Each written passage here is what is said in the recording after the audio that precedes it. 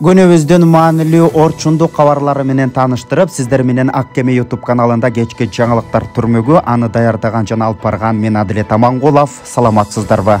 Бүгүн таңда Кыргызстанда 2 ирет жер титиреди. Сейсмология институтунун маалыматына ылайык биринчиси саат 3:42 катталып, күчү 5 балды түздү. Ал эми экинчиси таңкы 6 болуп, күчү 5,5 балга жеткен. Зилзаланын очогу Кыргызстан жана Кытайдын чек арасындагы Какшал тоолорунда жайгашкан. Жердин силкинүү күчү Ташкоро, Кургак, Эңилчек айылдарында 4, ал эми Эңчилүү, Таш, Кең сууда 3,5 бал болду. Алдын ала маалыматка ылайык жабыркагандар жана кыйроолор болгон эмес.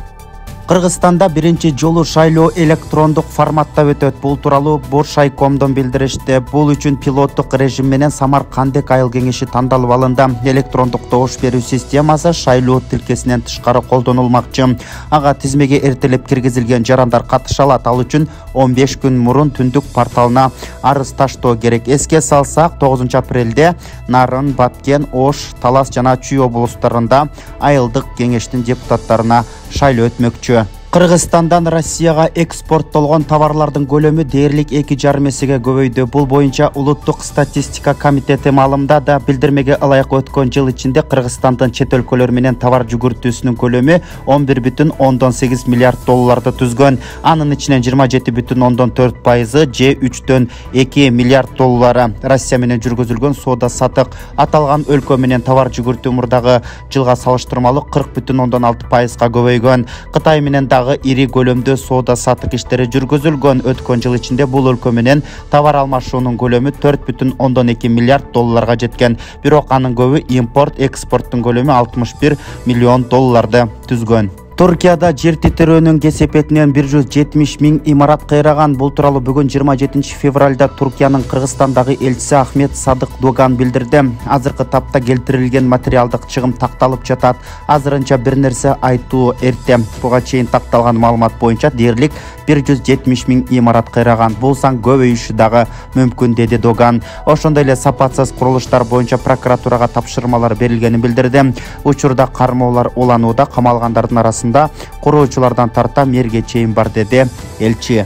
АКШдан келген баңгизатты интернет аркылуу сатып жүргөн жарандар кармалды. Бул тууралуу Ички иштер министрлигинин басма сөз кызматынан кабарлашты. Маалыматка ылайык Кылмыш жаза кодексинин 285-беренеси Кыргыз Республикасынын Бажы чек арасы аркылуу алып өтүүнүн эрежелери белгиленген буюмдардын аткезчилиги жана 282-беренеси банги каражаттарын, психотроптук заттарды жана алардын аналогдорун сатуу максатында мыйзамсыз даярдоо менен козголгон кылмыш ишинин алкагында банги каражаттарын көзөмөлдөп жеткирүү боюнча атайын тергөө аракеттеринин жүргүзүүнүн негизинде 25 февраль күнү Бишкек шаарындагы ири дүкөндөрдүн биринен жанынан көзөмөлдөнгөн банги заттарды алуу учурунда 2 жаран кармалган. Учурда териштирүү иштери жүрүп жатат. Бишкек шаарында быйыл 12 бала бакча жана 1 мектеп курулат. Бул тууралуу президент Садыр Жапаров жарыялады. Анын айтымында кийин мамлекет тарабынан Ордо калада окуу жайлар салынбайт. Зарыл болсо курулушту жеке бизнес ишке ашырат. Жер тилкесин бийлик бул максатта акысыз бөлүп берип, бардык коммуникацияларды өткөрүп берет. Мындай мүмкүнчүлүк аймактарда дагы пайда болот, деди өлкө башчысы Садыр Жапаров. Өлкөбүздө акыркы жумада COVID-19 40 жаңы учур аныкталды. Бул тууралуу оорулардын алдын алуу жана мамлекеттик санитардык эпидемиологиялык көзөмөлдөө департаменти кабарлады. Алардын ичинен 20 бейтап ооруканага жаткырылган. Акыркы жумада эффективдүү репродуктивдүү саны бирден аз болуп, өлкөдө COVID-19 боюнча туруктуу эпидемиологиялык абалды көрсөтүп турат. 2022 жылы жана 2023 жылдын 57 күнүндө жалпысынан COVID-19 инфекциясынан 21.921 учуру катталды. Анын ичинен 19.914 лабораториялык тастыкталган жана 2011 9,2% клиникалык жана эпидемиологиялык тастыкталган оорулар деп белгиленген.